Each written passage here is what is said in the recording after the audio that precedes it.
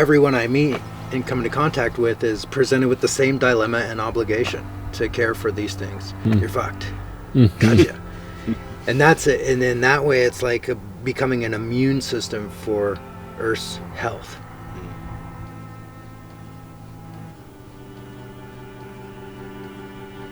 And who taught you? Phoenicia Madrano. Scandalous Phoenicia Madrano. They had traveled on horseback and in a covered wagon for 36 years. Tranny Granny, people will call her. Finn was transsexual, who had the operation all the way back in like the 70s. Wow. And they were passing trans women for a long time until they got old. And said, "My granny, what big hands you have." And Finn said, "All the better for fisty fucking the devil, my dear." Scandalous. Finn was a hoot, and but would have so many people running away screaming because you weren't allowed to enact your patterns of self-defeat, not mentally, emotionally, spiritually, physically. All that stuff was going to be brought out into the open. Everybody's going to look at it. You're going to look at it. We're all going to get a picture, and then we're gonna either get better at that, or we're going to improve our ability to perform our patterns. They can go both ways. And the basic education I received was how to feed yourself, clothe yourself, shelter yourself, and navigate this world on horseback in a modern day. It's powerful education. It's not easy, but it's hella fun. But the education was real. It was like this threshold you had to get to these things because the teachings were real. And so the knowledge of the foods and medicines and materials is traditional indigenous knowledge that was passed down. It's powerful, and this is one of the few places that has that abundance. Everywhere you go, and we'll talk about this more out in the gardens, because everywhere you go, it's called seasonal rounds, where no matter where you are in a place that's habitable and traditionally habitable, there's routes and patterns to follow within that general area, up the mountain or wherever it is, to stay within the food systems as the seasons change and progress. And that seasonal rounds is different everywhere in different terrains. And some people were sedentary, like coastal peoples, built their whole life around the acorn. But out here, it's you don't have to go far, and there's everything here too. It's really unique. This is one of the most vast food gardens that exists in the Northwest. Our people just didn't come out here and just find different things. It was optimal times to be able to harvest these foods, these medicines and materials, to not just receive the blessing that the Creator gives you, but to also give back.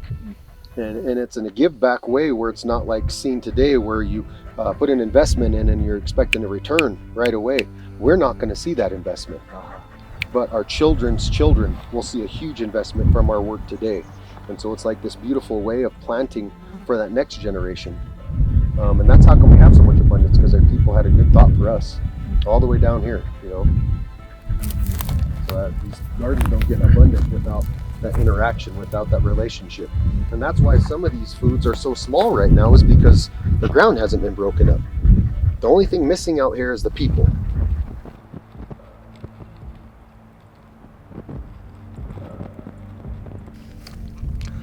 Yeah, all the traditional first foods are so potent in flavor, minerals, and vitamins. It's almost like medicine just eating them.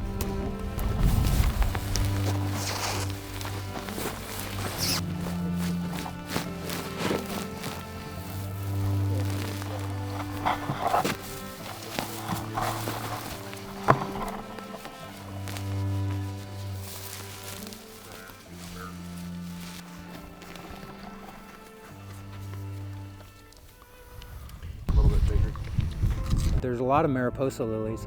Everywhere you go, there's a different Mariposa lily.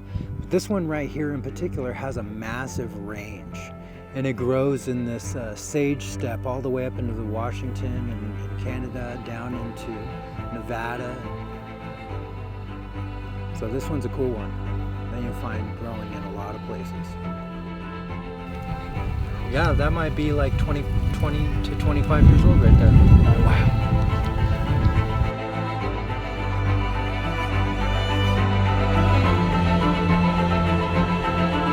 Are drier than they ever have been. But a lot of these foods that are growing out here are extremely drought resistant. And so they can handle it, and they can remain dormant for decades in the ground before it might be their time.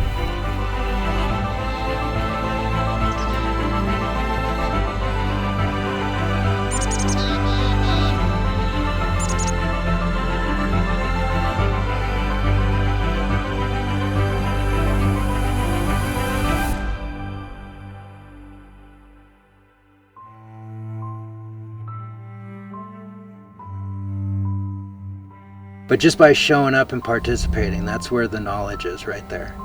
So a lot of it is like just being there full time, and that's all I do. I live outside year round, and whether I'm on horseback, I can actually do more when I'm not on horseback. I have a vehicle, then I'm going out every day, going in and seeing new places, finding out what's there, its timings, its seasons, getting things, sharing that with the people. And I also love traveling on the horses, because it's like everybody gets to know their area really, really well. I find all the best camps with the horses. And if people come to visit me, then we're going out every direction every day, finding out what's around there for food, medicine, and materials, participating with it, harvesting it, eating food every night. And then I'll move camp. And if they keep coming out, pretty soon they're going to know their own area better than anyone. As long as that intention is purified and centered around these living things, then you're cared for. I'm cared for in ways that I couldn't even imagine. It's probably like the most expensive it's ever been to exist, and I'm just fine amongst financial destitution all around. Right? It's kind of amazing. That is, yeah. I say you couldn't pay me to work. Yeah, and you couldn't. You could pay me a lot of money to do bad work. So I have fun. I have fun everywhere I go. That's good.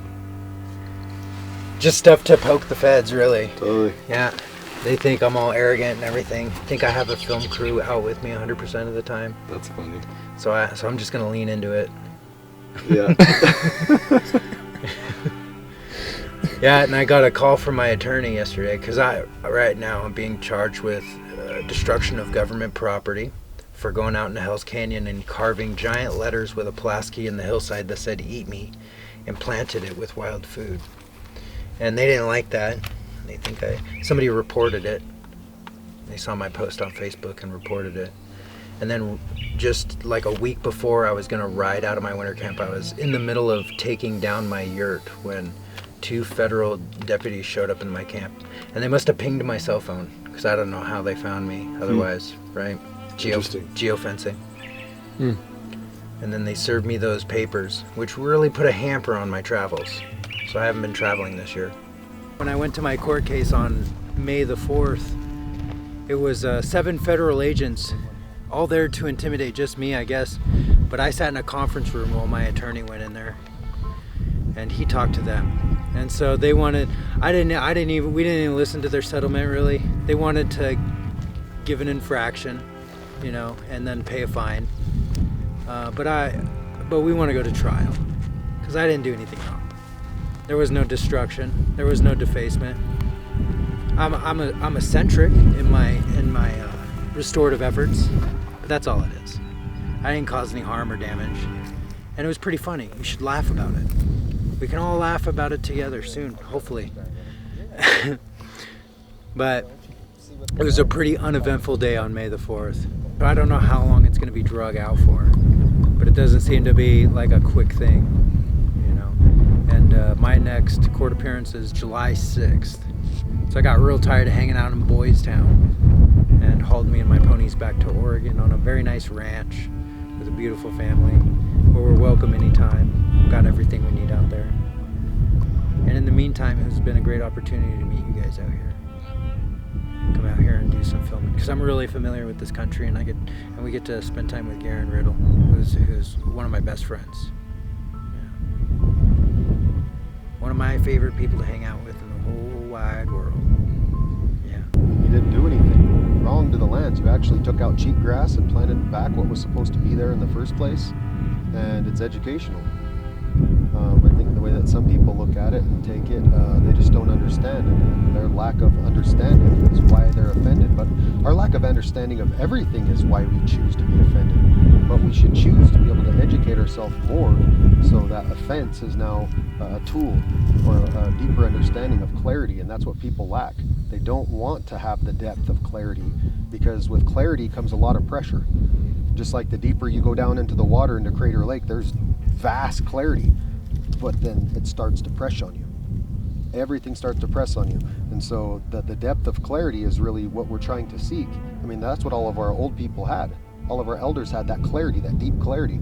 It was hard for them to be offended because they had this understanding that maybe what you say is just surface level, and they're not going to take offense to it because they have this deeper clarity about what's wrong with you. It has nothing to do with me. It's what's wrong with you. All different things have to change with a huge movement. The Bolt case was rendered from a bunch of Native Americans standing up for the fishing wars up in Washington, and the Bolt case was rendered, and that's what secured our fishing rights. In the case of the Klamath Tribes, when we had to go and fight Kimball versus Callahan, it took a big step forward where people were intentionally getting caught for shooting deer because they said that we didn't have a treaty right, and so we got our day in court. And so sometimes I look at what you did kind of like that. What's right? Because what is right should be right, not based upon the gains of any kind of federal entity continuing to extract and then mitigating it later on. You know, it's ridiculous. And people that go to school for botany, people go to school for all these different things, they come in with really pure, solid hearts with good intentions, but they're taught the wrong way.